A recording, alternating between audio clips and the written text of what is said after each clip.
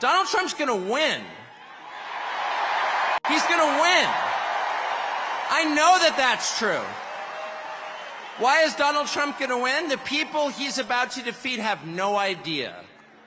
And they're panicked. They have no idea why people like Donald Trump. They force us to lie about everything at gunpoint, effectively. They put people in prison for refusing to lie. And not just the obvious lies that men can become women or Vladimir Putin blew up the Nord Stream pipeline. No, honestly, he did. January 6th was an insurrection. They were unarmed, but it was very insurrection-y. Not even the obvious ones, but the big lie. Kamala Harris, she got 85 million votes because she's just so impressive. As the first Samoan-Malaysian, low IQ, former California prosecutor ever to be elected president, it was just a groundswell of popular support. And anyone who thinks otherwise is just a freak or a criminal.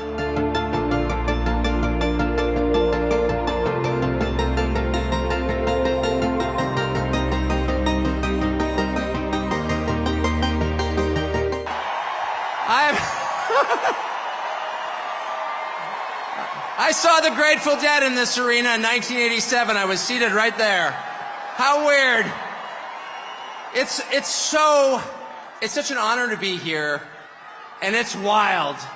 Just another day following Bobby Kennedy Jr. at a Donald Trump rally in Madison Square Garden. I mean, what?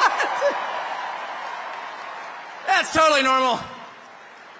Liz Cheney's out there with Kamala Harris. And there's Bobby Kennedy calling to protect women's sports at a Trump rally. It's a realignment. It's unbelievable. And the fact that it's here is even sweeter. Imagine if you're, and just pause for one moment. Imagine you're Donald Trump. You're from New York City. You become famous in New York City. You make your fortune in New York City. And all of a sudden, the leadership of New York City decides they're going to destroy you because they don't like your politics. And so yeah, boo. Imagine if that were you, though. And they try and take everything that you have. They try and put you in prison. They try and put your children in prison. If that happened to you, how often do you think you'd be going back to New York City? How about never? And yet he's here. It's like getting thrown out of a bar. And you think to yourself, well, you know, all my friends are in the bar. And you approach the door and there's the bouncer like, you're not allowed in here. But from behind the bouncer, you hear the cheers of your friend, come on in! And the bouncer hangs his head in shame. He's embarrassed that he's working for the man trying to keep the most popular person out of the bar. And that's Donald Trump back in the city that produced him with no embarrassment at all, in a room full of his friends. The stones that takes, the bravery that takes, is incredible. Donald Trump's going to win. He's going to win. I know that that's true. Why is Donald Trump going to win? The people he's about to defeat have no idea. And they're panicked. They have no idea why people like Donald Trump. And their first theory was, well, Donald Trump is evil, so half the country's evil also. And that's one of the reasons they spent the last 4 years trying to destroy the country, because they're mad at its voters for liking Donald Trump. How much easier would it have been just to pause for 20 minutes and ask yourself honestly in some silent place, why do people like Donald Trump? And if they had been honest enough to ask themselves that question, they would have come up with the two main reasons, and here's what they are. The first reason that people like Donald Trump is because he likes them. That's why. And it's real. Affection is something you can't fake. I don't care how many times Kamala Harris would tell me she loves me, I don't believe her.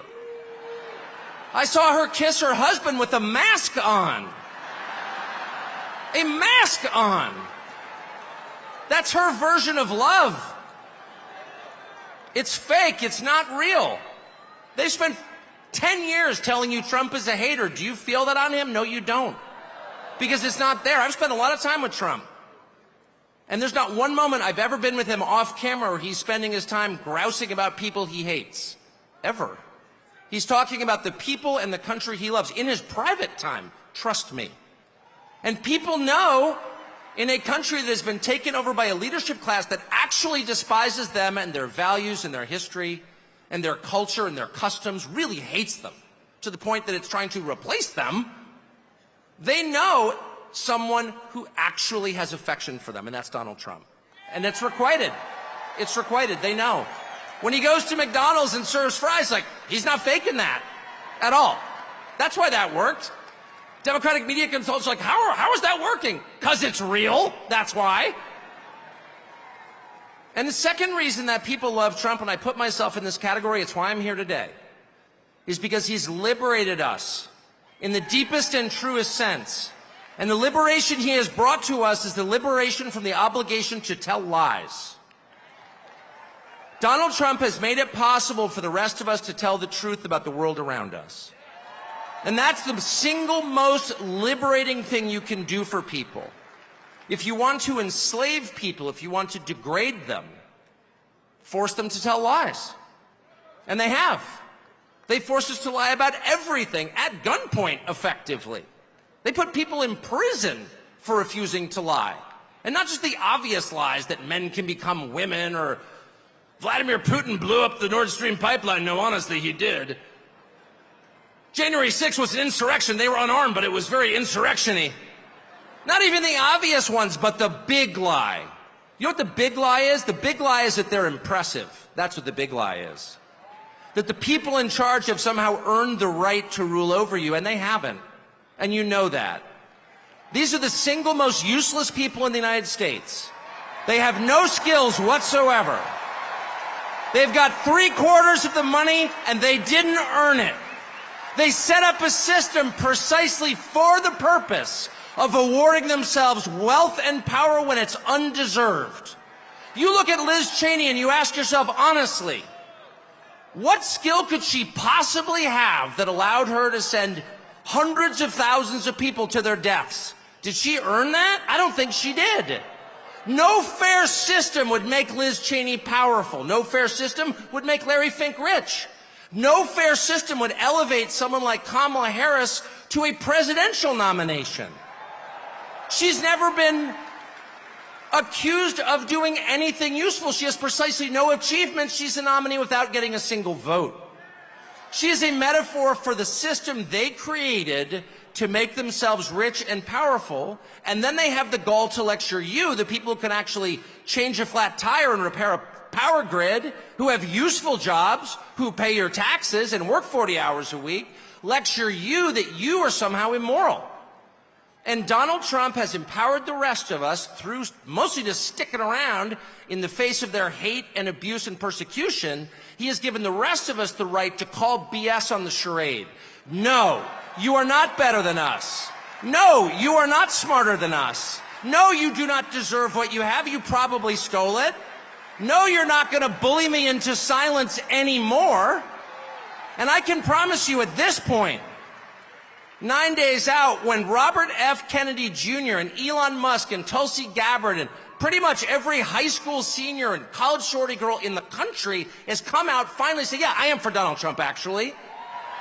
When the entire country has realized there is nothing embarrassing about this, what's embarrassing is to take a perfectly great country and destroy it, as they have. I'm not ashamed. You should be.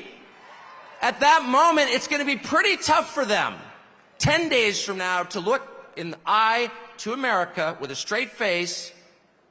It's going to be pretty hard to look at us and say, you know what?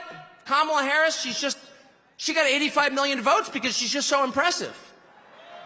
As the first Samoan-Malaysian, low IQ, former California prosecutor ever to be elected president, it was just a groundswell of popular support. And anyone who thinks otherwise is just a freak or a criminal. At this stage of the game, after 9 years of listening to their lies and finding every single one of them totally false, no, it's not safe and effective, and no, she's not impressive.